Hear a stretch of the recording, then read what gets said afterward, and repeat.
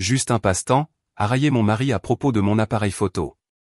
Puis sa maîtresse a postulé à ma galerie sans savoir que j'en étais la propriétaire. Le verre de vin a laissé une trace parfaite sur le catalogue de l'exposition. J'ai regardé le cercle rouge s'étendre sur le visage de ma dernière découverte, une série de portraits envoûtants qui ouvrira le mois prochain. Marcus n'a pas remarqué. Il ne remarquait jamais. Avant de reprendre, dites-nous d'où vous écoutez. Et si cette histoire vous touche, assurez-vous d'être abonné car demain, j'ai gardé quelque chose de très spécial pour vous. Encore un de tes petits albums photos. Il a à peine levé les yeux de son téléphone, le pouce faisant défiler ce que je savais être des SMS d'elle. J'avais mémorisé le schéma maintenant. La légère remontée de ses lèvres, la façon dont ses épaules se détendaient. Tu sais, chérie, à un moment donné, tu dois accepter que les filtres Instagram ne sont pas la même chose que l'art véritable. Je n'ai rien dit. J'ai juste tracé le bord de mon propre verre. De l'eau pétillante. Toujours de l'eau pétillante quand j'avais besoin de mon esprit vif. La cuisine de notre brownstone semblait plus petite ces derniers temps. Ou peut-être que Marcus prenait juste plus de place avec sa condescendance. Je suis sérieux, Elena. Il a finalement levé les yeux et j'ai croisé son regard avec l'expression que j'avais perfectionnée depuis 18 mois. Douce, conciliante, juste assez intéressée pour paraître engagée. Ce truc de la photographie. Ça fait 3 ans. Tu ne penses pas qu'il est temps d'être réaliste? Ma mère demandait encore quand tu retournerais à l'enseignement. L'enseignement? Le travail que j'avais quitté la semaine après notre mariage, exactement comme prévu. L'histoire de couverture soigneusement construite qui me faisait paraître petite, gérable, inoffensive. Peut-être que tu as raison, ai-je dit doucement, le regardant hocher la tête de satisfaction. À l'intérieur, je calculais. La candidature de Vivian Ashford était arrivée ce matin-là. Mon assistante, Rebecca, l'avait immédiatement signalé. Non pas parce que le portfolio était exceptionnel, bien qu'il montre une compétence technique.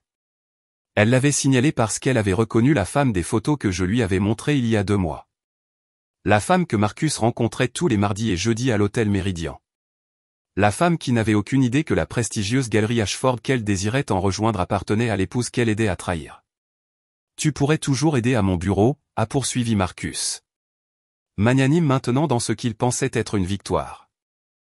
Nous avons besoin de quelqu'un pour organiser les dossiers clients. Rien de compliqué, mais ça te donnerait quelque chose à faire. J'ai souri. Le laisser penser que j'y songeais. Le laisser croire qu'Elena Castano, ancienne professeure d'art de lycée, épouse dévouée, photographe amatrice avec des illusions de grandeur, pourrait effectivement classer ses papiers comme une bonne petite femme qui avait finalement accepté ses limites. Il n'avait aucune idée qu'Elena Castano n'avait jamais enseigné nulle part. Que la femme qu'il avait épousée avait passé la vingtaine à construire quelque chose d'extraordinaire sous un nom qu'il n'avait jamais pensé à chercher sur Google. Que Vivian Ashford, la propriétaire de galeries recluses dont les espaces à New York, Londres et Tokyo avaient lancé une centaine de carrières, le regardait actuellement vérifier à nouveau son téléphone, ce sourire révélateur jouant sur ses lèvres. Je dois sortir, a-t-il dit, se levant déjà. Urgence client un dimanche. C'est cette fusion dont je t'ai parlé. Très sensible. Il m'a embrassé sur le sommet de la tête, distrait. Ne m'attends pas, la porte s'est refermée derrière lui. J'ai compté jusqu'à 60, puis j'ai sorti mon téléphone. Le tracker que j'avais installé sur sa voiture il y a 3 mois le montrait se dirigeant vers le sud, vers le méridien, ponctuel comme toujours. J'ai ouvert mon ordinateur portable et j'ai de nouveau consulté la candidature de Vivian Chen. 28 ans, autodidacte, travaillant comme consultante créative indépendante, ce qui signifiait apparemment avoir assez de temps libre pour des visites l'après-midi. Son portfolio montrait une promesse enfouie sous une technique évidente, photographie de rue, principalement des moments spontanés qui essayaient trop fort de paraître non étudiés. Et là, dans sa déclaration d'artiste, la phrase qui avait fait rire Rebecca aux éclats. Je crois en la capture de la vérité brute de la connexion humaine, les moments intimes qui révèlent qui nous sommes vraiment. La vérité brute, quelle poésie. Préparer et narrer cette histoire nous a pris beaucoup de temps. Alors, si vous l'appréciez, aimez cette vidéo. Cela signifie beaucoup pour nous. Maintenant, revenons à l'histoire. Mon téléphone a vibré. Rebecca. As-tu vu les références qu'elle a listées? J'ai fait défiler vers le bas. 3 noms que j'ai reconnus du cabinet de Marcus. Tous des gens qui étaient venus dîner chez nous, qui m'avaient souri pendant que je servais des boissons et jouais l'hôtesse gracieuse. Des gens qui, de toute évidence, n'avaient aucune idée que leur collègue couchait avec le patron. Ou peut-être qu'ils le savaient. Peut-être que c'est pour ça que Vivian s'est sentie assez confiante pour les utiliser comme référence pour une candidature à une galerie. Elle avait appris de Marcus qu'Elena Castano était quelqu'un dont il ne fallait pas s'inquiéter. Quelqu'un de petit, d'inoffensif. Vu, ai-je tapé en retour. Son entretien est pour jeudi après-midi à 15h. Tu es sûr de ça? Étais-je sûr? J'étais sûr depuis le matin où j'avais trouvé le reçu de l'hôtel dans la poche de sa veste. Sûr, depuis que j'avais engagé le détective. Sûr, depuis que j'avais regardé depuis ma voiture Marcus et Vivian entrer dans le Méridien pour la première fois, sa main possessive sur le bas de son dos, son rire portant à travers le parking. J'étais sûr depuis 18 mois, chaque sourire que je lui avais donné, chaque fois que j'avais joué la petite, l'incertaine et la reconnaissante de son attention, chaque instant avait été une préparation à cela. Je suis sûr, ai-je répondu. Et Rebecca, trouve son dossier complet, tout. Où elle fait ses opérations bancaires, où elle fait ses courses, qui elle connaît. Je veux comprendre exactement à qui nous avons affaire. Déjà dessus. Je l'aurai d'ici demain. C'est pour ça que Rebecca était avec moi depuis 6 ans, depuis avant même que la galerie ne s'appelle Ashford. Elle comprenait que le succès dans le monde de l'art ne consistait pas seulement à avoir un œil pour le talent. Il s'agissait d'information, de stratégie, de savoir exactement comment positionner chaque pièce, chaque artiste, chaque moment pour un effet maximal. Et en ce moment, je devais positionner Vivian Chen très soigneusement. J'ai versé un autre verre d'eau et je suis allé à mon bureau à domicile, la pièce que Marcus pensait être mon espace de loisirs photographiques, avec ses tirages sur le mur et mon équipement photo arrangé juste comme il faut. Il y était entré exactement une fois, avait fait un commentaire sur le « coût des jouets », et n'avait jamais regardé d'assez près pour réaliser que les photographies sur mes murs n'étaient pas les miennes. C'étaient toutes des pièces de mes galeries, une exposition tournante que je changeais tous les trimestres, vivant avec l'œuvre avant de décider de son emplacement final. Le tirage au-dessus de mon bureau en ce moment était de la série révolutionnaire de Kenji Tanaka, celle qui s'était vendue pour 2 millions aux enchères l'année dernière. Marcus était passé devant une centaine de fois sans le reconnaître. J'ai déverrouillé le tiroir de mon bureau et j'ai sorti le portfolio en cuir. Mon vrai travail. Les photographies que je prenais depuis 3 ans, depuis le jour où j'ai réalisé que mon mariage devenait quelque chose que je devais documenter. Marcus à notre table de cuisine, éclairé par la lumière du petit matin, déjà sur son téléphone avant le café. La composition était parfaite. La façon dont la vapeur de sa tasse créait une barrière entre nous, son visage illuminé par la lueur bleue de l'écran. Marcus à notre dîner d'anniversaire, levant son verre à ma santé, mais ses yeux étaient distants, planifiant déjà sa sortie pour vérifier ses messages. Marcus endormi dans notre lit, tourné loin de moi. Celui-ci était mon préféré. Quelque chose dans la vulnérabilité du sommeil juxtaposé au mur qu'il avait construit entre nous, même dans l'inconscience. C'était intitulé « L'espace entre » dans mon esprit. Je n'avais jamais montré ça à personne. Elles existaient dans cet espace liminal, trop personnel pour être de l'art, trop soigneusement composé pour être de la simple documentation. Mais dernièrement, j'y avais pensé différemment, à la façon dont la meilleure vengeance n'est pas la rage, c'est la transformation. Prendre la douleur et en faire quelque chose de si beau que le monde s'arrête pour regarder. Mon téléphone a de nouveau vibré. Cette fois, c'était le système de sécurité de la galerie. Quelqu'un venait d'utiliser le code après les heures d'ouverture pour entrer dans le lieu de New York. J'ai affiché le flux de la caméra et j'ai souri. Harrison Chen, notre conservateur en chef, pile à l'heure. Il avait envoyé un texto plus tôt disant qu'il voulait ajuster l'éclairage de la nouvelle installation avant le vernissage privé de demain. Harrison était comme ça, méticuleux jusqu'à l'obsession. C'est pour ça que je l'avais engagé. Je l'ai regardé se déplacer dans l'espace principal de la galerie, faisant de minuscules ajustements au spot, reculant, considérant. L'exposition actuelle était une rétrospective de femmes photographes qui avaient travaillé sous des pseudonymes. L'ironie ne m'a pas échappé. Mon téléphone a vibré une 3e fois. Marcus, réunion qui s'éternise. Ne m'attends surtout pas, j'ai fixé le message. Les mensonges étaient devenus si désinvoltes, si automatiques. Se souvenait-il même de ce qu'il était censé faire ce soir? Cela lui importait-il que je puisse le croire? J'ai répondu, pas de problème. Je vais travailler sur quelques photos de toute façon. Je t'aime. Le laisser penser que j'étais dans ma petite salle de loisirs à jouer avec mon appareil photo. Le laisser m'imaginer petite et occupée et complètement trompée. La vérité était tellement plus intéressante. J'ai ouvert un nouveau dossier sur mon ordinateur portable et j'ai créé un fichier, proposition d'exposition Vivian Chen. Puis j'ai commencé à écrire. Le lundi matin, j'avais un dossier complet sur Vivian Chen qui aurait impressionné une agence gouvernementale. Rebecca s'était surpassée. Des relevés bancaires montrant un style de vie quelque peu au-delà de ce que la consultation créative indépendante devrait permettre. Un historique de location qui comprenait 2 expulsions et un jugement en suspens. Un schéma de dette de carte de crédit qui suggérait quelqu'un vivant d'attente plutôt que de réalité. Et le plus intéressant, une présence sur les réseaux sociaux qui la dépeignait comme une artiste émergente luttant contre un système qui ne reconnaissait pas le vrai talent. Son Instagram était un mélange soigneusement organisé de sa photographie, de citations inspirantes sur la poursuite de ses rêves, et juste assez de vulnérabilité stratégique pour paraître authentique. L'univers récompense ceux qui osent être vus, lisait-on en légende sous un autoportrait. Elle était belle de cette manière calculée que certaines femmes atteignent. Pas naturellement éblouissante, mais expertement assemblée. Bon éclairage, meilleurs angles, le genre de beauté qui exigeait effort et entretien. 3 publications la montraient à des vernissages de galeries dans la ville. Jamais l'Ashford, ai-je remarqué. Nous étions probablement trop prestigieux pour qu'elle s'y incruste. Mais elle était allée à la Marlowe, à la Foster Gallery et 2 fois à l'espace contemporain de Chelsea. Sur chaque photo, elle était vêtue de noir, tenant du vin, l'air sérieux et artistique. Sur une photo de l'espace de Chelsea, j'ai reconnu quelqu'un en arrière-plan, Thomas Whitmore, l'un de nos éclaireurs. Ceux que nous envoyions dans d'autres galeries pour repérer les talents avant qu'ils n'atteignent leur apogée. J'ai envoyé un texto à Thomas, la femme en robe noire au vernissage de Chelsea le mois dernier.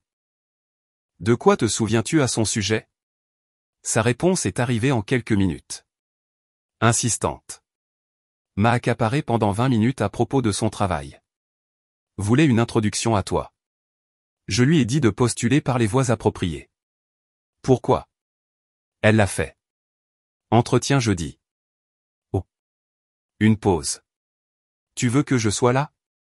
Non, je m'en occupe personnellement. Thomas n'insisterait pas. Il savait que je prenais occasionnellement des entretiens moi-même quand quelque chose m'intéressait. Il ne savait tout simplement pas que ce qui m'intéressait chez Vivian Chen n'avait rien à voir avec sa photographie. J'étais dans la cuisine à faire du café quand Marcus est sorti de la chambre à 9 h, inhabituellement tard pour lui. Il avait l'air fatigué et j'ai ressenti une lueur de quelque chose qui aurait pu être de la satisfaction.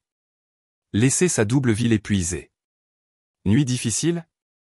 Ai-je demandé, jouant l'inquiète. Le client était un cauchemar. Il a voulu renégocier tout le contrat à minuit. Il s'est versé du café, sans croiser mon regard. Je dois y aller tôt aujourd'hui. Rattraper le temps perdu un lundi. C'est ce genre de semaine. Il a attrapé une banane sur le comptoir. En fait, je serai probablement en retard la plupart de cette semaine. La fin du trimestre approche. Fin du trimestre. C'était nouveau. D'habitude, ces mensonges avaient plus de créativité. Je me suis demandé si Vivian lui mettait la pression pour plus de temps. Si la liaison atteignait ce point critique où la maîtresse commence à exiger une preuve d'engagement. Tu vas me manquer, ai-je dit doucement. Il m'a embrassé sur la joue, distrait. Tu pourrais toujours passer au bureau pour déjeuner un jour. Me surprendre. J'ai souri. Nous savions tous les deux que je ne le ferais jamais. Elena Castellano ne faisait pas de vagues. Elle comprenait que son mari était important et occupé. Elle s'occupait avec ses petits passe-temps. Peut-être jeudi, ai-je dit. Si tu es libre vers 15 h. Laisse-moi vérifier mon calendrier. Il a sorti son téléphone, a fait défiler. Jeudi est plein, en fait. Et vendredi? Bien sûr, jeudi était plein. Il devait être disponible au cas où Vivian appellerait après son entretien, au cas où elle voudrait célébrer ou se lamenter ou simplement exister en sa présence comme si elle en avait le droit. Vendredi, c'est parfait, ai-je dit. Après son départ, je me suis assise dans le silence soudain de notre brownstone. Cet endroit avait coûté 3 millions de $, achetée par le biais d'une société écran que j'avais créée des années avant de rencontrer Marcus. Il pensait que nous l'avions achetée ensemble, que son salaire de directeur principal des acquisitions l'avait rendu possible. Il n'avait jamais posé trop de questions sur le financement exact. Les hommes comme Marcus ne le font jamais quand la réponse pourrait compliquer leur récit d'être le pourvoyeur. J'ai traversé les pièces, les voyant différemment maintenant. Ce n'était pas notre maison. Ça n'avait jamais été notre maison. C'était une scène, un décor soigneusement construit où j'avais joué un rôle pendant 3 ans, attendant exactement le bon moment pour sortir du personnage. Ce moment approchait. J'ai conduit jusqu'à la galerie vers midi, me garant dans ma place réservée dans le garage souterrain, celle marquée « V. Ashford ». En entrant par l'entrée arrière, j'ai croisé Maya, notre directrice de galerie, qui formait un nouveau guide. « Madame Ashford », a dit Maya, surprise dans sa voix. « Je ne savais pas que vous veniez aujourd'hui. » Visite impromptue. Harrison est-il là? Dans son bureau. Dois-je lui dire que vous êtes là? Je vais le surprendre. J'aimais les expressions sur leur visage quand j'arrivais à l'improviste. Ce mélange d'excitation et de légère panique. Ça gardait tout le monde sur le qui-vive. Le bureau d'Harrison était un chaos organisé. Catalogue, diapositives et tablettes numériques, le tout disposé selon un système que lui seul comprenait. Il a levé les yeux quand j'ai frappé et son visage s'est éclairé d'un sourire sincère. « V, qu'est-ce qui t'amène dans le royaume des mortels ?» Harrison était l'une des 3 personnes qui m'appelaient V. Rebecca en était une autre. La 3e était mon avocate, Diane, qui était avec moi depuis le début. Tous les autres m'appelaient Madame Ashford, et je préférais ça. La distance était utile dans ce métier. Je voulais vérifier l'installation. C'est parfait. Tu vas adorer. Il s'est levé, se dirigeant déjà vers la porte. Viens voir. Nous avons traversé la galerie ensemble, et j'ai ressenti ce sentiment familier de justesse qui venait du fait d'être dans cet espace. La galerie Ashford avait été un rêve que j'avais nourri depuis l'enfance, assise dans l'appartement exigu de mes parents dans le Queens, feuilletant des livres d'art de la bibliothèque. Ma mère était couturière, mon père chauffeur de taxi. Il s'était privé pour m'envoyer dans une bonne école, mais l'université allait toujours être un objectif difficile à atteindre. Au lieu de cela, j'avais eu de la chance. Une bourse à NYU, un travail d'étudiant dans une petite galerie de Soho, et un professeur qui avait vu quelque chose en moi, non pas en tant qu'artiste, mais en tant que quelqu'un qui comprenait comment regarder l'art, comment trouver l'extraordinaire et le négliger. J'avais ouvert mon premier petit espace à Bushwick à 24 ans avec de l'argent économisé après des années de semaines de 70 heures et un investisseur qui avait pris un risque sur une inconnue. À 28 ans, j'avais déménagé à Chelsea. À 32 ans, j'ouvrais à Londres. Tokyo est venu à 35 ans. J'avais 37 ans maintenant. Et la galerie Ashford était synonyme de découverte de la prochaine grande chose. Nous avions lancé des carrières, établi des records d'enchères, changé le discours sur ce que la photographie pouvait être. Et à travers tout cela, j'étais resté invisible. Vivian Ashford n'existait que dans les emails et les rares appels vidéo où l'éclairage était toujours stratégiquement faible. J'avais donné des interviews occasionnelles à des magazines prestigieux, toujours par téléphone, toujours soigneusement contrôlés.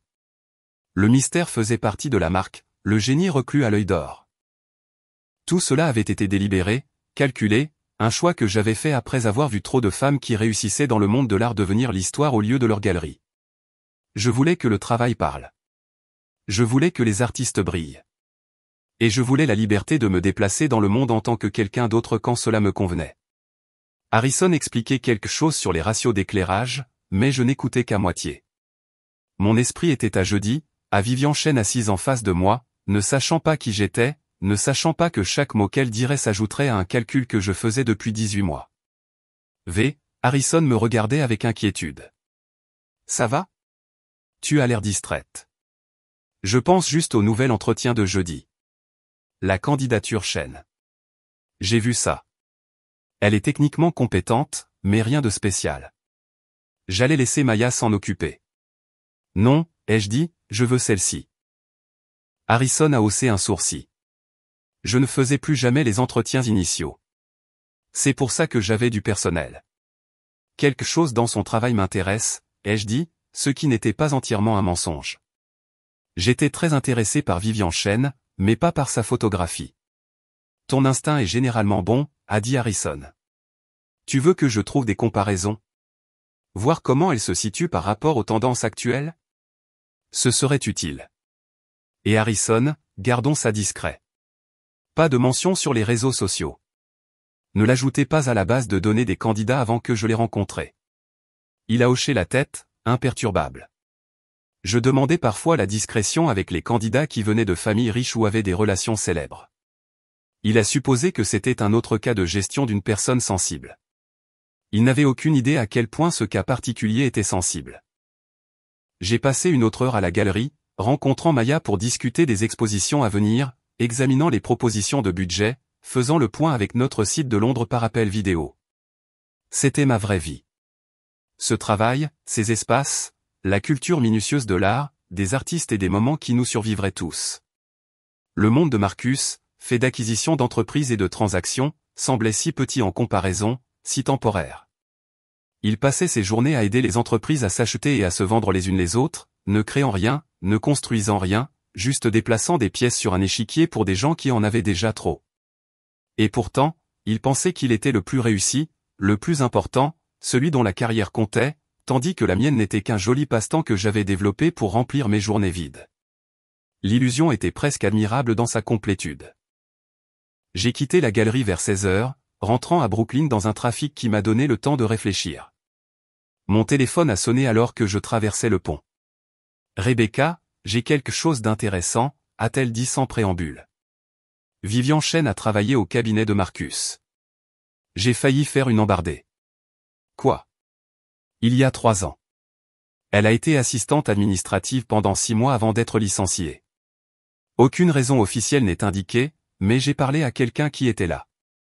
La rumeur de bureau était qu'elle s'était impliquée avec un directeur principal et que ça s'était mal terminé. Il y a 3 ans, juste avant que je ne rencontre Marcus. Sait-on qui était le directeur? Je cherche encore. Mais quelles sont les chances que ce ne soit pas lui? Je me suis garé sur un parking, les mains soudainement instables. Quoi d'autre? Après avoir quitté le cabinet, elle a demandé le chômage, a mentionné Marcus Castellano comme son superviseur. C'était là, la pièce que je ne savais pas qu'il me manquait. Ce n'était pas juste une liaison. C'était une reprise, un retour à quelque chose qui avait commencé avant même que je n'entre en scène. Ce qui signifiait que tout ce que j'avais pensé de leur relation était faux. Ce n'était pas Marcus tenté par quelqu'un de nouveau. C'était Marcus retournant à quelqu'un de familier, quelqu'un qu'il avait voulu avant de me vouloir.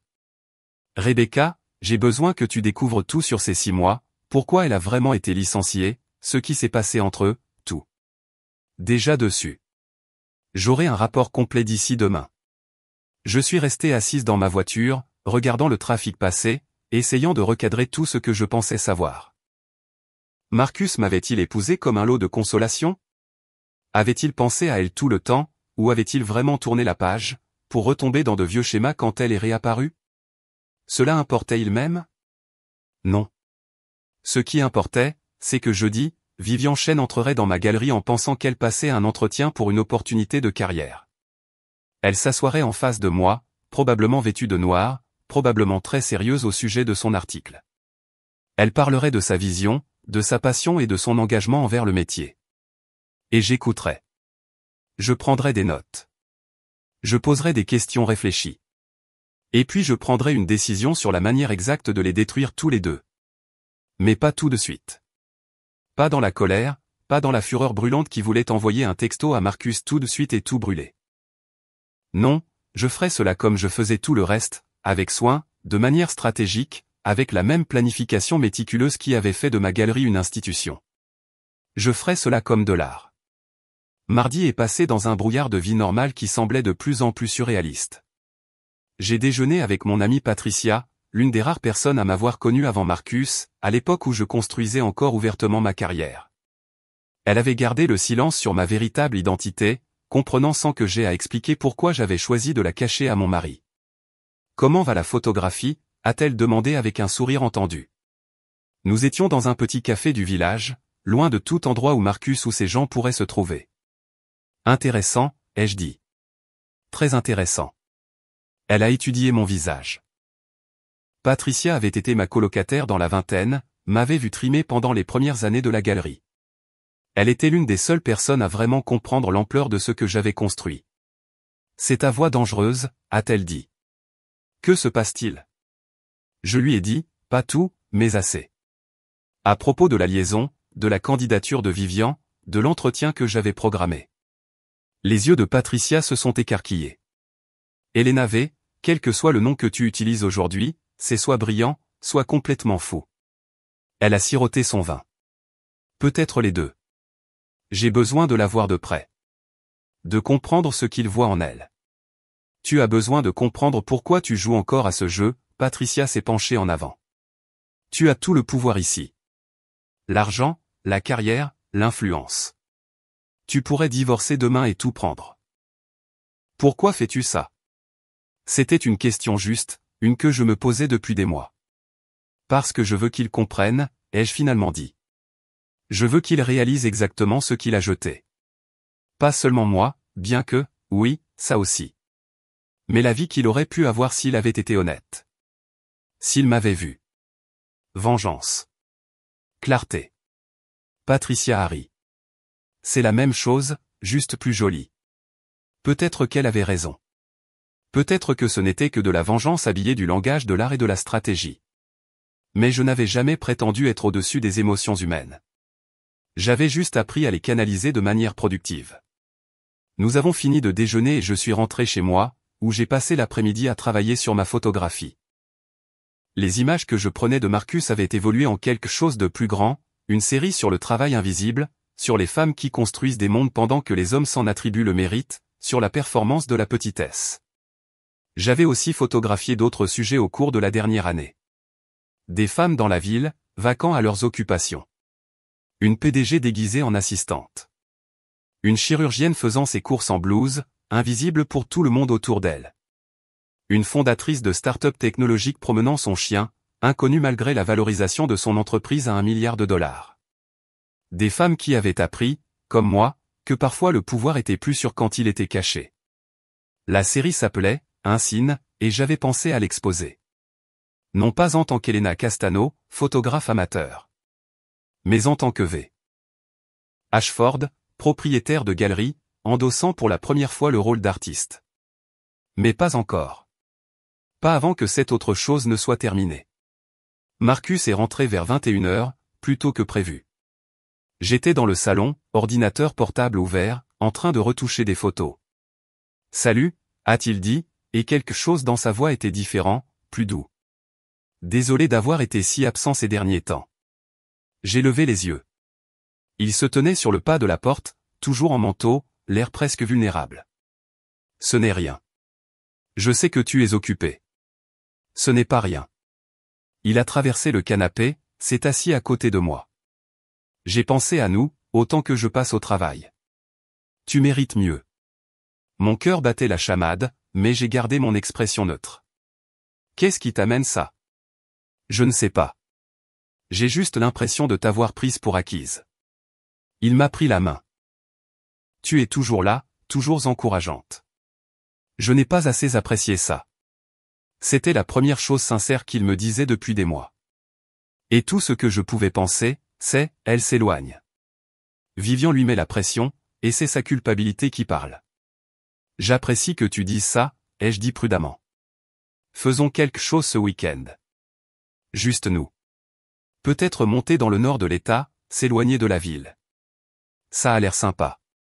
Nous sommes restés assis là un moment, sa main dans la mienne, et j'ai ressenti un étrange dédoublement. Une partie de moi était toujours sa femme, toujours la femme qu'il avait aimée un jour. Cette partie voulait croire que ce moment était réel, que quelque chose pouvait être sauvé. Mais l'autre partie, celle qui documentait cette lente dissolution depuis 18 mois, savait mieux. Ce n'était pas Marcus ayant une révélation. C'était Marcus essayant de garder toutes ses pièces sur l'échiquier. « Je t'aime », a-t-il dit. « Je t'aime aussi. » Les deux vérités et les deux mensonges, d'une manière ou d'une autre, en même temps. Mercredi, Rebecca m'a envoyé le dossier complet sur le passage de Vivian Chen au cabinet de Marcus. C'était accablant de la manière dont seule la documentation bureaucratique peut l'être. Elle avait commencé comme intérimaire, avait été embauchée à temps plein, puis avait été licenciée 6 mois plus tard avec une vague mention de préoccupation de conduite professionnelle. Mais la véritable histoire se trouvait dans les emails que Rebecca avait réussi à obtenir d'un ancien employé. Des messages de flirt entre Vivian et Marcus. Rien d'explicite, mais le ton était sans équivoque. Puis une interruption de 2 semaines. Puis un entretien de départ où Vivian avait signé un accord de non-divulgation en échange de 3 mois d'indemnité de départ. Quelqu'un l'avait payé pour qu'elle parte discrètement. J'ai appelé Rebecca. Marcus était-il marié quand c'est arrivé? Divorcé. Les papiers définitifs ont été prononcés environ 1 mois avant que Vivian ne commence à y travailler. Donc, il était célibataire, techniquement libre de sortir avec qui il voulait. Mais de toute évidence, l'entreprise avait mal vu la relation, et plutôt que de se battre pour elle, Marcus l'avait laissé partir, avait signé son licenciement, avait choisi sa carrière plutôt qu'elle. Ce qui signifiait qu'elle avait ses propres raisons d'être dans cette liaison, sa propre colère, son propre agenda. Ça devenait plus compliqué que ce que j'avais prévu. Encore une chose, a dit Rebecca. J'ai regardé sa carrière de photographe. Elle a eu exactement une exposition il y a 2 ans dans un petit espace à Williamsburg qui a fermé 6 mois plus tard. Rien de vendu, pas de critique. Depuis, elle essaie de percer sur la scène sans succès. Donc, elle était désespérée, professionnellement désespérée, romantiquement compliquée et financièrement instable. C'est un sacré mélange. Nous avons raccroché, et je suis resté assise avec l'information. Demain, cette femme s'assoirait en face de moi, ne sachant rien de tout ça. Elle présenterait son portfolio, sa déclaration d'artiste et sa vision soigneusement élaborée d'elle-même comme quelqu'un de digne de la galerie Ashford, et je déciderai quoi faire d'elle. La nuit avant l'entretien, je n'ai pas pu dormir. Marcus était à côté de moi, respirant profondément, inconscient de mon insomnie.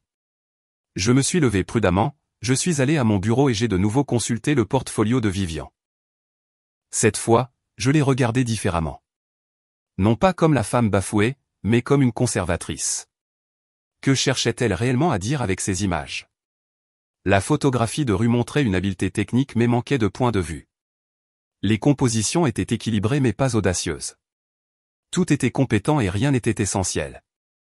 C'était le travail de quelqu'un qui comprenait les règles mais n'avait pas compris comment les briser de manière significative. Mais il y avait une série qui a attiré mon attention. Des autoportraits, nichés à la fin du portfolio.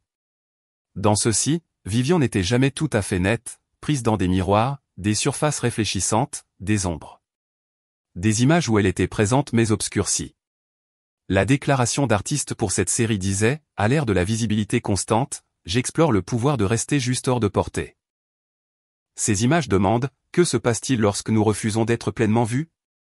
J'ai fixé ces mots pendant un long moment. Que se passe-t-il lorsque nous refusons d'être pleinement vus? Elle n'avait aucune idée qu'elle posait cette question à quelqu'un qui avait bâti un empire sur ce principe exact. Demain, ai-je pensé, je verrai Vivian Chen clairement, et elle continuera à ne rien voir du tout. Je suis retourné au lit. Cette fois, le sommeil est venu facilement. J'ai rêvé de galeries, de photographies et de femmes dont je ne pouvais pas tout à fait distinguer les visages, toujours légèrement flous, toujours juste au-delà de la reconnaissance. Quand je me suis réveillé le jeudi matin, Marcus était déjà parti. Il avait laissé un mot sur le comptoir. Réunion matinale. Dîner ce soir? J'ai répondu par texto, je ne peux pas. J'ai un truc à 15 heures. Demain? Demain, ça marche. J'ai souri. Il croyait vraiment à la réunion matinale. Il croyait vraiment que ses mensonges fonctionnaient encore. La confiance en soi était presque impressionnante. Je me suis habillé avec soin pour l'entretien. Non pas en V. Ashford. Vivian n'avait jamais vu de photos de moi, et les quelques images qui existaient en ligne étaient délibérément obscurcies. Au lieu de cela, je me suis habillé comme Elena Castellano l'aurait fait si elle essayait d'avoir l'air professionnel. Une simple robe noire, des bijoux minimalistes, les cheveux tirés en arrière. Accessible, non menaçante, oubliable. À la galerie, j'ai briefé Maya sur le plan. Je mène l'entretien de 15 heures dans mon bureau. Pas d'interruption à moins que ce ne soit une urgence. L'entretien Chen? Je pensais qu'Harrison s'en occupait. Changement de plan. Et Maya.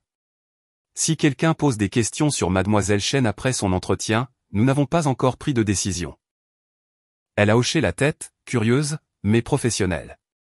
Je dirigeais cette galerie depuis assez longtemps pour que mon personnel sache ne pas insister quand j'étais énigmatique.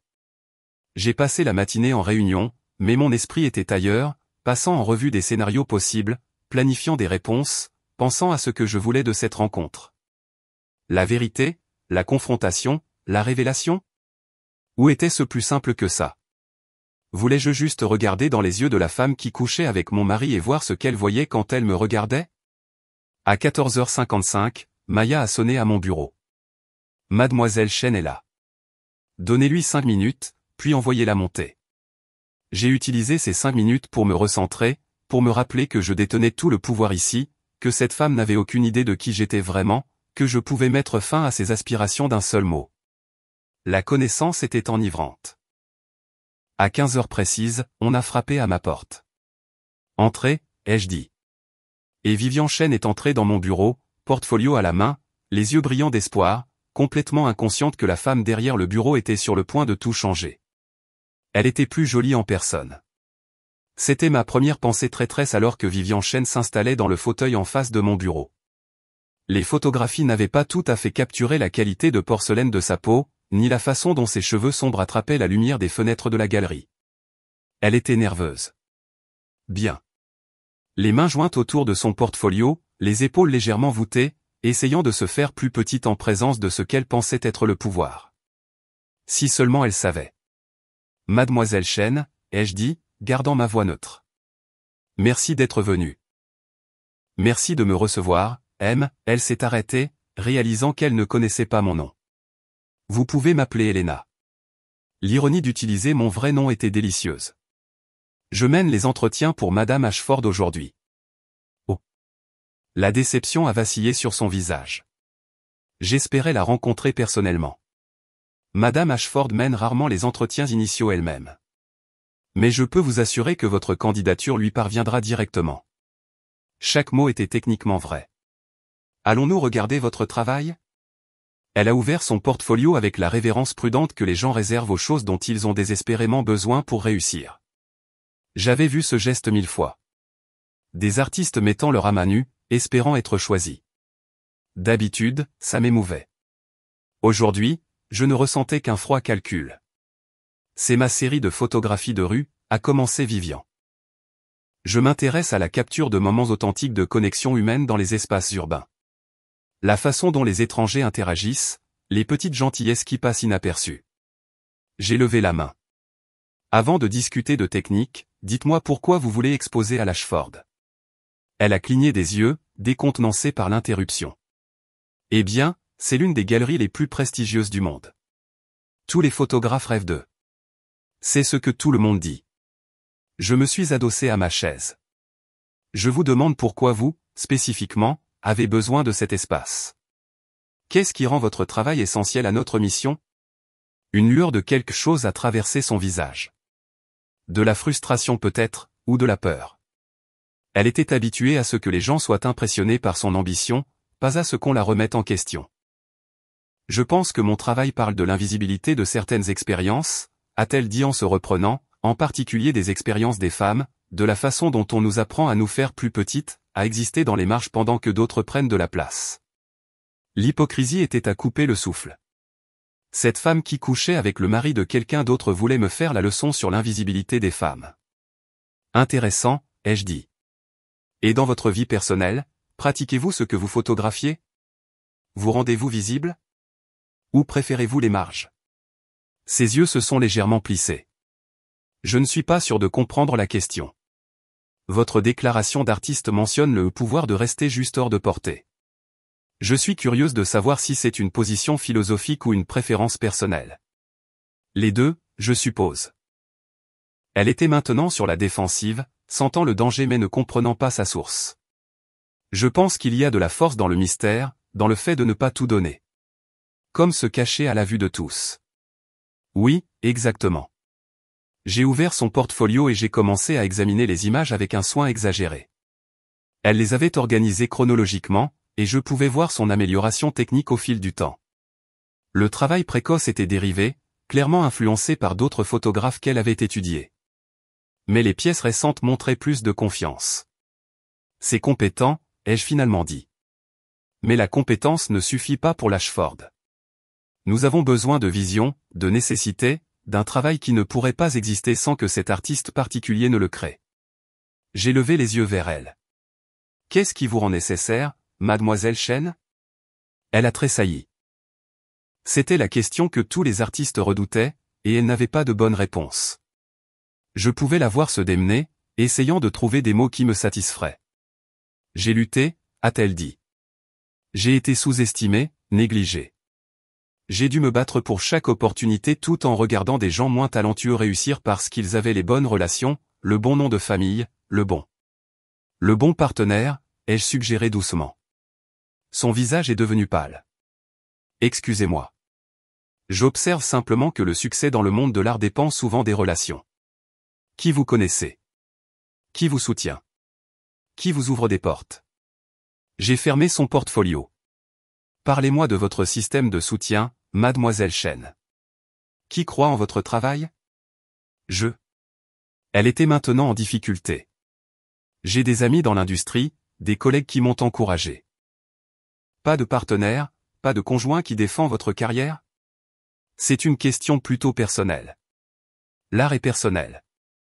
Je trouve que les relations intimes d'un artiste informent souvent son travail de manière inattendue. J'ai souri. Par exemple, ces autoportraits à la fin de votre portfolio, ceux où vous êtes toujours légèrement flou. Ils suggèrent quelqu'un qui est à l'aise d'être caché, quelqu'un qui a l'habitude d'être un secret. Le silence s'est étiré entre nous. Les mains de Vivian tremblaient légèrement. Je devrais préciser, ai-je dit, ma voix toujours agréable, toujours professionnelle. Je n'évalue pas seulement votre photographie aujourd'hui. Je vous évalue vous, votre intégrité, votre jugement, votre compréhension de la façon dont vos choix se reflètent sur toute institution qui vous représente. Je ne comprends pas ce que vous insinuez. Vraiment? J'ai sorti mon téléphone et j'ai ouvert un dossier que j'avais préparé ce matin-là. Laissez-moi vous montrer quelque chose. J'ai tourné l'écran vers elle. C'était une photographie, l'une des miennes de ma série, Un signe. Elle montrait une femme assise dans un bar d'hôtel, le visage partiellement obscurci, mais attendant clairement quelqu'un. L'image était artistique, l'éclairage dramatique. Ça aurait pu être n'importe qui, sauf que ce n'était pas le cas. C'était elle, à l'hôtel Méridien, il y a 6 semaines. C'est d'un projet sur lequel je travaille, ai-je dit. Sur les vies cachées, les mois secrets, le fossé entre qui nous prétendons être et qui nous sommes réellement. Le visage de Vivian était passé de pâle à rouge. Vous m'avez photographié sans mon consentement? C'est un espace public. Pas besoin de consentement. J'ai fait défiler jusqu'à l'image suivante. Marcus traversant le hall de l'hôtel, vérifiant son téléphone. Puis une autre, eux deux dans le parking, sa main sur son dos, ne se touchant jamais tout à fait sur les photos, mais l'intimité était évidente. Qui êtes-vous? A-t-elle chuchoté. Je vous l'ai dit. Je m'appelle Elena.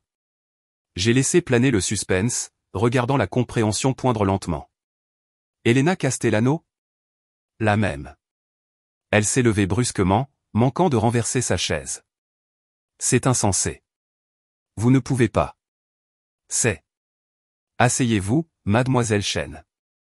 Quelque chose dans ma voix l'a fait obéir. Elle s'est rassise dans la chaise, l'air piégé. Voici ce qui va se passer, ai-je dit calmement. Vous allez écouter ce que j'ai à dire, et ensuite vous ferez un choix. Un vrai, pas comme ceux que vous faites depuis 18 mois. Je devrais partir. Vous devriez. Mais vous ne le ferez pas parce que vous avez besoin de savoir à quel point j'en sais. Vous avez besoin de comprendre ce que je suis capable de faire avec cette information. J'ai fermé mon téléphone. Alors, asseyez-vous, écoutez, et pour une fois dans toute cette situation sordide, soyez honnête. Elle est restée assise. Je pouvais voir son esprit travailler, essayant de trouver un angle, une issue. C'était presque familier. La même expression calculatrice que Marcus portait quand il élaborait un mensonge. Depuis combien de temps savez-vous? A-t-elle finalement demandé. À propos de la liaison? 18 mois. À propos de votre histoire avec Marcus? Depuis lundi. Alors pourquoi ce jeu? Pourquoi m'amener ici? Parce que j'avais besoin de vous voir. De comprendre ce que vous pensiez vous donner le droit d'avoir mon mari. Je me suis penché en avant. Dites-moi, Vivian. Était-ce juste du sexe? Ou croyez-vous vraiment qu'il me quitterait pour vous? Elle a détourné le regard. Vous ne savez rien de nous. Je sais qu'il vous a licencié il y a 3 ans plutôt que de se battre pour votre relation. Je sais qu'il m'a épousé 6 mois après votre départ. Je sais qu'il nous ment à toutes les deux depuis 1 an et demi. J'ai fait une pause. Ce que je ne sais pas, c'est pourquoi vous êtes revenu. Pourquoi vous l'avez laissé vous entraîner à nouveau là-dedans alors que vous saviez déjà comment ça se terminerait? Parce que je l'aimais, a-t-elle dit. Et il y avait une vraie douleur dans sa voix. Parce que quand il m'a appelé, quand il a dit qu'il avait fait une erreur, qu'il avait pensé à moi tous les jours, j'ai voulu le croire. Et maintenant? Maintenant, je ne sais plus quoi croire. Je l'ai étudié. La colère était toujours là, brûlant froidement dans ma poitrine. Mais quelque chose d'autre aussi. Une sorte de reconnaissance. Elle avait été utilisée autant que moi. Marcus nous avait toutes les deux prises pour des idiotes. Il ne va pas me quitter, ai-je dit. Vous le savez, n'est-ce pas? Les hommes comme Marcus ne quittent pas. Ils collectionnent. Ils compartimentent. Vous n'êtes pas l'avenir. Vous n'êtes qu'un dossier séparé dans sa vie parfaitement organisée. Alors pourquoi ne l'avez-vous pas quitté? C'était une question juste, une que je me posais depuis des mois. Parce que j'avais besoin d'attendre le bon moment, ai-je dit. Et ce moment, c'est maintenant. J'ai ouvert le tiroir de mon bureau et j'en ai sorti 2 enveloppes. L'une était adressée à Vivian, l'autre à Marcus. C'est à vous, ai-je dit en faisant glisser la première enveloppe sur le bureau.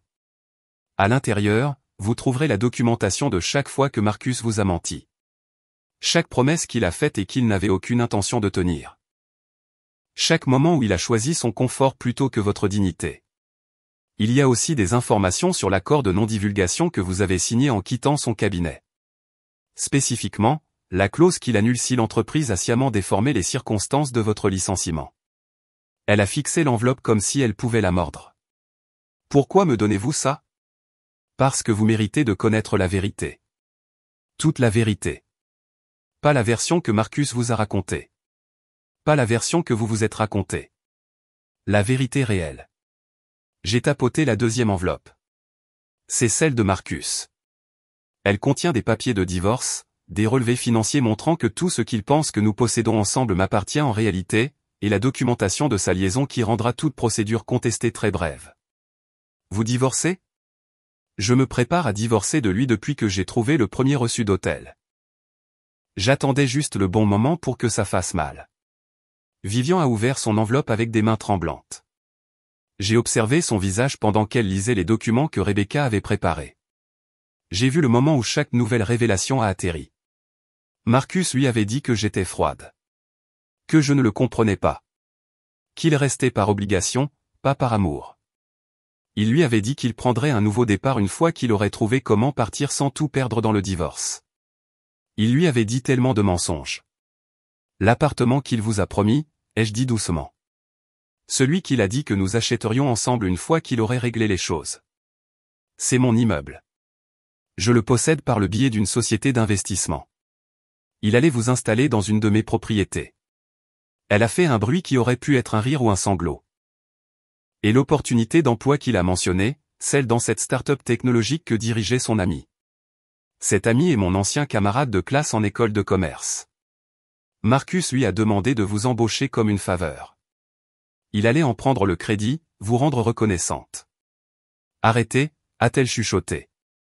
S'il vous plaît, arrêtez. Pourquoi? Vous vouliez être vu, n'est-ce pas? C'est ce que disait votre déclaration d'artiste. Eh bien, vous voilà, entièrement visible. Chaque mensonge, chaque manipulation, chaque moment où vous étiez un accessoire de son ego plutôt qu'une personne dont il se souciait réellement. Je me suis levé et je suis allé à la fenêtre, regardant la rue de Chelsea en bas.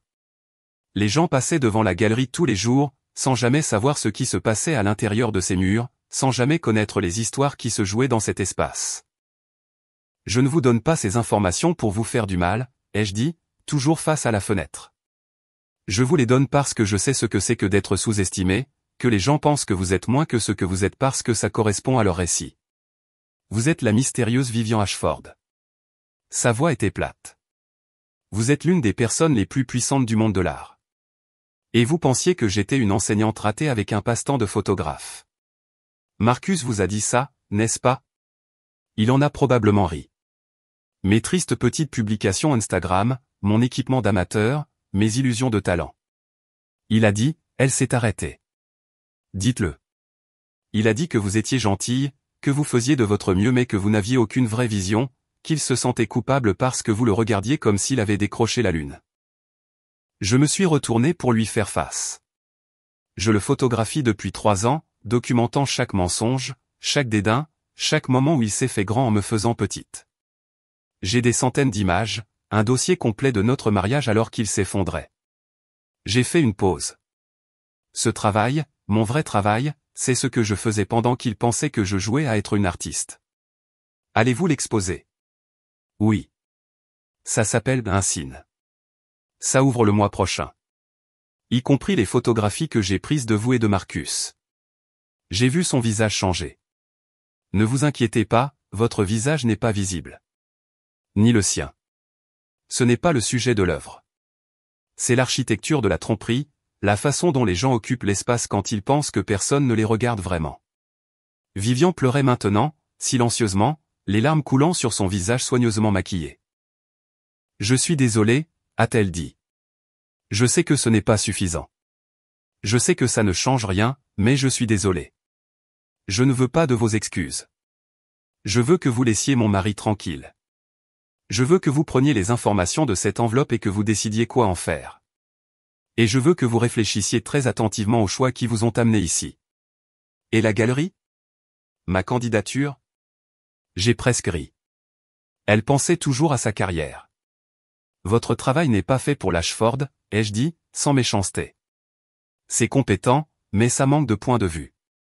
Vous êtes techniquement doué, mais vous n'avez pas encore compris ce que vous voulez vraiment dire. J'ai pris son portfolio. Cependant, il y a une plus petite galerie à Dumbo. Le propriétaire me doit une faveur. Ils exposent des photographes émergents et ils sont en fait mieux adaptés à votre niveau actuel. Je peux faire une introduction. Elle m'a regardé comme si j'avais une deuxième tête. Pourquoi feriez-vous ça? Parce que votre plus gros problème n'est pas votre photographie. C'est votre jugement sur les hommes. Et ce n'est pas quelque chose qui devrait détruire votre carrière. J'ai tendu son portfolio. Ce que Marcus nous a fait à toutes les deux n'est pas de votre faute. Ce que vous ferez ensuite, si. Elle a pris le portfolio avec des mains tremblantes. Je ne vous comprends pas, vous n'avez pas à le faire. Vous avez juste à quitter mon bureau, à quitter mon mariage, et à construire une vie qui ne dépend pas d'hommes qui vous mentent. Vivian s'est levée, serrant ses documents. Elle avait l'air plus jeune soudainement, dépouillée du vernis qu'elle portait à l'entretien. Il ne m'aime vraiment pas, n'est-ce pas? Je ne pense pas que Marcus sache aimer qui que ce soit d'autre que lui-même. Je suis allé à la porte et je l'ai ouverte. Mais c'est son problème maintenant. Pas le vôtre. Pas le mien. Elle a fait une pause sur le pas de la porte. L'exposition. Celle avec les photos de nous. Quand ouvre-t-elle? Le 15 mars. Vous êtes la bienvenue pour y assister, anonymement, bien sûr. Y sera-t-il? Non, ai-je dit. D'ici là, il aura d'autres préoccupations. Après son départ, je suis resté seul dans mon bureau pendant un long moment. La lumière de l'après-midi déclinait, projetant de longues ombres sur les sols de la galerie en bas.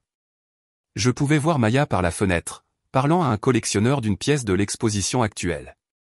C'était mon monde, cet espace, ce travail. Ces moments calmes où l'art, le commerce et l'histoire humaine se croisaient. Marcus n'en avait jamais fait partie. Il n'avait même jamais voulu en faire partie. J'ai pris mon téléphone et j'ai appelé mon avocate.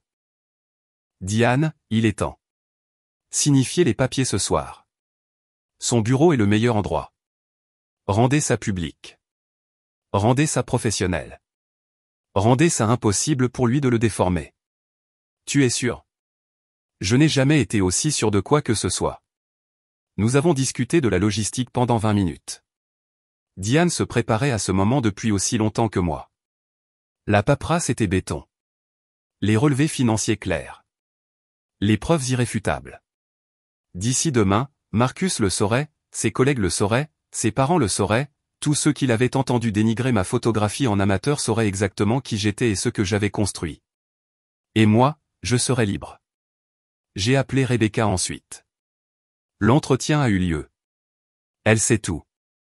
Et je pense qu'elle disparaîtra de sa vie discrètement, mais continue de surveiller au cas où. Tu veux que je publie le communiqué de presse? Le communiqué. Celui annonçant que la propriétaire de Galerie Recluse V. Ashford exposerait son propre travail pour la première fois. Celui qui incluait ma biographie complète, mon vrai nom, mes véritables réalisations. Demain, ai-je dit. Laissons à Marcus une dernière nuit d'ignorance. Ce soir-là, je suis rentré à notre brownstone. J'ai préparé le dîner, des pâtes avec la sauce que Marcus prétendait aimer, bien qu'il se contente généralement de la pousser dans son assiette en faisant défiler son téléphone. J'ai mis la table avec notre belle vaisselle, j'ai ouvert une bouteille de vin. Quand il est arrivé à 19h, il a eu l'air surpris. Qu'est-ce que c'est que tout ça? Juste un dîner. Je sais que j'ai été distraite par ma photographie ces derniers temps. J'ai pensé que nous pourrions passer une bonne soirée. Il m'a embrassé sur la joue, satisfait. C'est super, chérie. Vraiment super. Nous nous sommes assis en face l'un de l'autre et je l'ai regardé manger. Je l'ai regardé vérifier son téléphone 3 fois pendant le repas. Je l'ai regardé être l'homme qu'il avait toujours été. À moitié présent, à moitié préoccupé par autre chose, jamais tout à fait capable de donner toute son attention à quelque chose qui ne le bénéficiait pas directement. Comment s'est passée ta journée? Ai-je demandé. Folle. La fusion s'intensifie. Beaucoup de nuits tardives à venir. Bien sûr. Et la tienne? Intéressante. J'ai eu un entretien à 15h. Oh, oui. Comment ça s'est passé? Très bien, en fait. Très révélateur. Il a hoché la tête, perdant déjà de l'intérêt. C'est bien.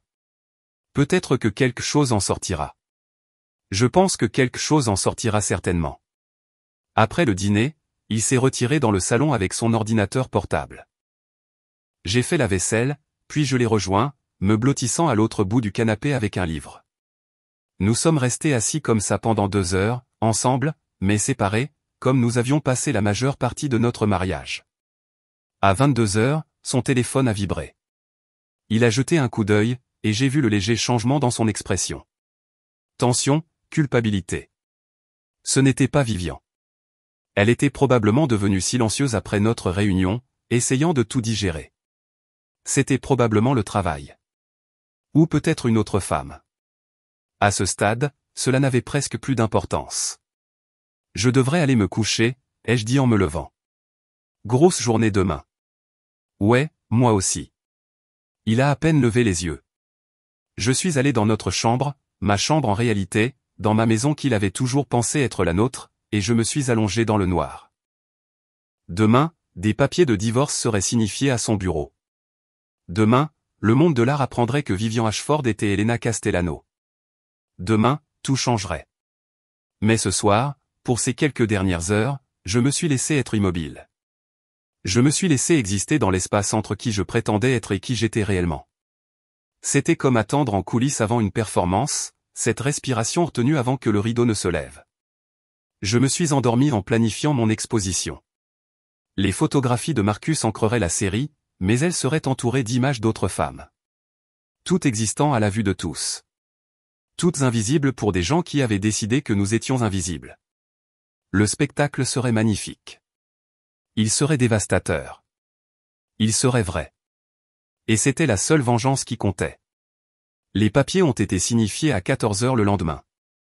Diane m'a envoyé une photo par texto. Marcus assis à son bureau dans son bureau d'angle, fixant la demande de divorce comme si elle était écrite dans une langue étrangère. À 14h30, il m'appelait. Je n'ai pas répondu. À 15h, il était à la maison, frappant à la porte. J'avais fait changer les serrures ce matin-là. Des déménageurs professionnels étaient prévus pour 18h pour emballer ses affaires dans un entrepôt. Elena, criait-il à travers la porte. Qu'est-ce qui se passe, bon sang? Ces papiers, ils sont insensés. Ils disent que tu possèdes tout. Que tu as toujours tout possédé. Ce n'est pas possible. Nous avons acheté cette maison ensemble. J'ai ouvert la porte, je me suis tenu là, le regardant. Cet homme que j'avais épousé. Cet étranger avec qui j'avais vécu. Nous n'avons rien acheté ensemble, Marcus. Je l'ai acheté. Je paie pour ta vie depuis 3 ans. C'est ridicule. Tu es une enseignante. Tu prends des photos en amateur. D'où aurais-tu ce genre d'argent? Je ne suis pas une enseignante. Je n'ai jamais été une enseignante. Il m'a fixé. Quoi? Cherche-moi sur Google. Vas-y, Vivian Ashford. J'ai regardé son visage pendant qu'il sortait son téléphone. J'ai vu la confusion se transformer en incrédulité, puis en quelque chose qui ressemblait à de la peur alors qu'il lisait. La galerie, les expositions, le profil Forbes que j'avais donné il y a 2 ans. La valeur nette estimée. C'est une sorte d'erreur. Pas d'erreur. C'est moi. Ça a toujours été moi. Tu n'as juste jamais pris la peine de regarder. Mais toi, nous. Tu as dit que tu étais une consultante. J'ai dit que j'avais quitté l'enseignement pour travailler en freelance. Tu as supposé le reste. Tu n'as jamais posé de questions parce que tu aimais l'idée d'être le plus réussi, le pourvoyeur, le plus important. Il faisait maintenant défiler frénétiquement son téléphone, lisant sur la galerie, sur les artistes que j'avais découverts, sur l'empire que j'avais construit. Pourquoi? A-t-il finalement demandé. Pourquoi me mentir? Pourquoi ne pas me dire qui tu étais? Parce que je voulais voir qui tu étais, et tu me l'as montré. Chaque jour, chaque commentaire dédaigneux, chaque fois que tu te moquais de mon passe-temps, tu m'as montré exactement qui tu es. C'est insensé. Tu es folle. Non, j'en ai juste fini. J'ai commencé à fermer la porte. Tes affaires seront en entrepôt d'ici ce soir. L'adresse est dans les papiers. Ne reviens pas ici. Elena, attends. On peut arranger ça. Je sais que je n'ai pas été parfait, mais... Il ne s'agit pas de perfection. Il s'agit de respect. Et tu ne m'as jamais respecté. Pas une seule fois. C'est à propos de Vivian? Sa voix était vive maintenant. Elle t'a dit, n'est-ce pas? Je savais qu'elle le ferait. Mais ça ne voulait rien dire. C'était juste. Ne fais pas ça. J'ai levé la main. Je ne fais pas ça. Je ne t'écoute pas minimiser, excuser et mentir. C'est fini. Accepte-le. J'ai fermé la porte, je l'ai verrouillée, je l'ai écouté crier pendant encore 5 minutes avant qu'il ne parte enfin. Puis je me suis versé un verre d'eau, je me suis assise à mon comptoir de cuisine et j'ai regardé le coucher de soleil par mes fenêtres. Ma maison, ma vie, mon avenir. C'était comme respirer pour la première fois depuis des années. L'exposition a ouvert le 15 mars devant une foule que j'avais du mal à gérer. Des critiques, des collectionneurs, des artistes, des gens de l'industrie que j'avais façonnés pendant plus d'une décennie. Ils sont venus voir la première exposition de Vivian Ashford en tant qu'artiste. Ils sont venus voir ce que la mystérieuse propriétaire de galerie avait caché pendant tout ce temps. Ce qu'ils ont trouvé, c'était un signe. L'espace principal de la galerie était divisé en sections. La première montrait des femmes qui réussissaient dans des moments d'invisibilité. La PDG achetant un café, non reconnu. La chirurgienne en blouse. La fondatrice de start-up technologique promenant son chien. Toutes existant à la vue de tous pendant que le monde regardait ailleurs. La deuxième section était intitulée « Le mariage ». Elle montrait Marcus dormant, travaillant, riant avec des amis, existant dans notre maison. Sur chaque image, j'étais présente mais absente. Une ombre, un reflet, une silhouette juste hors du cadre. La composition le rendait clair. Je le documentais pendant qu'il ne me voyait jamais du tout. La dernière section s'appelait « La femme dans le miroir ». Des autoportraits, mais pas comme ceux de Vivian Chen. Dans les miens, j'étais net, clair, visible. Mon visage, mon corps, ma vérité capturée avec des détails implacables. C'étaient les photos que j'avais prises après avoir décidé de partir, après avoir choisi d'être vu. Les critiques étaient extraordinaires. Le Times l'a qualifié des « examens cinglants du genre, du pouvoir et du prix de se faire petit ». Artforum a déclaré que c'était « l'œuvre photographique la plus importante de la décennie ». Patricia est venue au vernissage, m'a trouvé debout dans un coin, regardant les gens examiner mon mariage sur les murs. « Comment te sens-tu » a-t-elle demandé. « Libre, ai-je dit, et je le pensais. Marcus n'est pas venu. Je ne m'y attendais pas. Mais plus tard, par des connaissances communes, j'ai entendu dire qu'il avait vu la couverture, qu'il avait enfin compris ce qu'il avait perdu. Pas moi spécifiquement, mais l'idée de moi. La vérité qu'il avait été trop arrogant pour voir. J'ai entendu dire qu'il avait déménagé à Chicago pour un autre travail. J'ai entendu dire que la liaison avec Vivian s'était terminée le jour où j'ai signifié les papiers. J'ai entendu dire qu'il disait aux gens que son ex-femme avait été secrètement riche et folle, essayant de réécrire l'histoire pour se faire passer pour la victime. Je m'en fichais. Il n'était plus qu'une note de bas de page maintenant, un chapitre d'une histoire que j'avais déjà dépassée. Vivian a assisté au vernissage, comme je savais qu'elle le ferait. Elle est restée longtemps devant l'une des photographies de l'hôtel. Son visage obscurci, son langage corporel lisible uniquement pour quelqu'un qui connaissait le contexte. Quand elle s'est finalement approchée de moi, elle semblait différente, plus petite, mais en quelque sorte plus solide, comme si elle s'était débarrassée de quelque chose de lourd. « Merci », a-t-elle dit doucement, pour l'introduction à la galerie de Dumbo. Ils vont exposer mon travail l'année prochaine. De rien. Et elle a fait un geste vers l'exposition. Pour ça.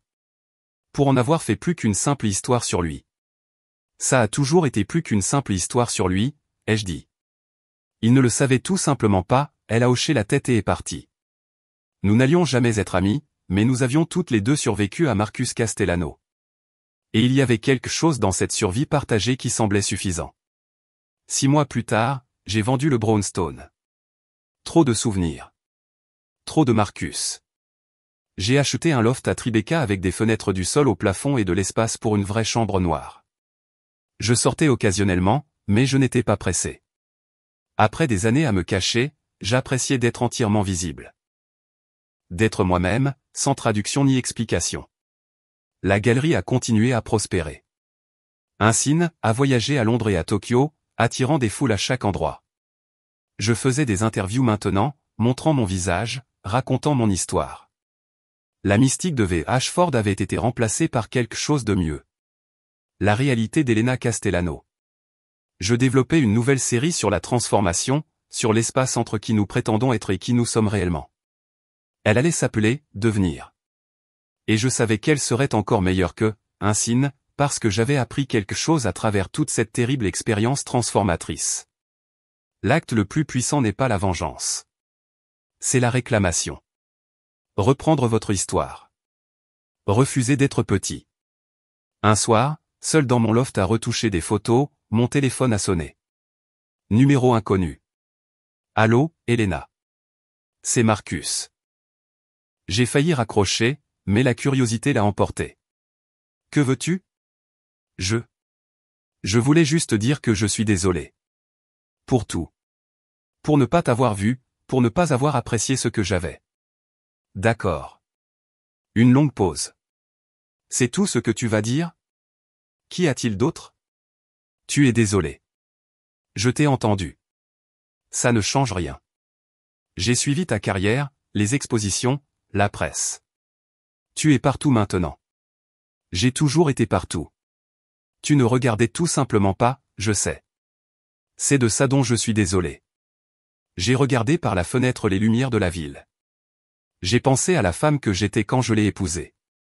Déjà réussie, mais prête à le cacher. Prête à se faire petite pour éviter d'être blessée. Marcus, je ne te pardonne pas.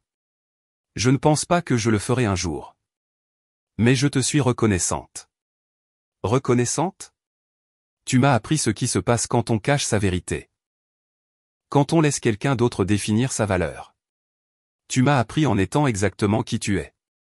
J'ai fait une pause. Alors, merci d'avoir été un méchant si parfait dans mon histoire d'origine. Il a ri, amer. C'est tout ce que je suis maintenant ? Une histoire que tu racontes ? C'est tout ce que tu as toujours été. J'ai raccroché avant qu'il ne puisse répondre. Puis je suis retourné à mon travail, à ma vraie vie, à la femme que j'étais devenue en refusant de rester invisible. Les photos sur mon écran montraient la ville à l'aube. Des femmes se rendant au travail, à la maison, où qu'elles aient besoin d'être. Toutes portant des histoires que personne ne connaissait. Toutes plus qu'elles ne semblaient. Je les ai capturées à la première lueur, ces femmes invisibles. Et en les capturant, j'ai honoré ce que j'avais appris. Que parfois, la chose la plus radicale que l'on puisse faire est d'arrêter de se cacher. D'arrêter de jouer la petitesse. D'arrêter de laisser les autres décider de votre valeur. Juste exister pleinement, puissamment, sincèrement, et laisser le monde rattraper son retard. La fin. Ensuite, vous avez 2 autres histoires remarquables directement sur votre écran. Si celle-ci a fait mouche, vous ne voudrez pas les manquer. Cliquez simplement et consultez-les. Et n'oubliez pas d'aimer, de vous abonner et d'activer la cloche de notification pour ne manquer aucune de nos publications.